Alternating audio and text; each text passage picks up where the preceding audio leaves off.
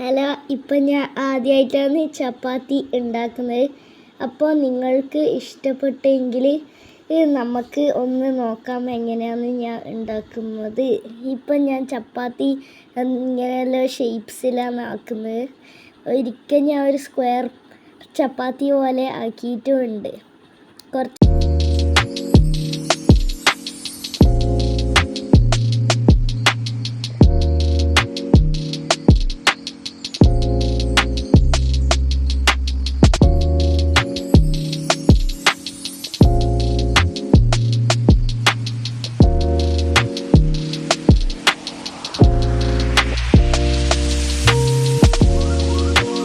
ഇപ്പം ഗൈസ് നമ്മൾ 6 ചപ്പാത്തി ഉണ്ടാക്കിയിട്ടുണ്ട്. ഇപ്പോൾ ഞാൻ ചപ്പാത്തി ചുടുകയാണ് നിങ്ങൾ കാണുന്നത്.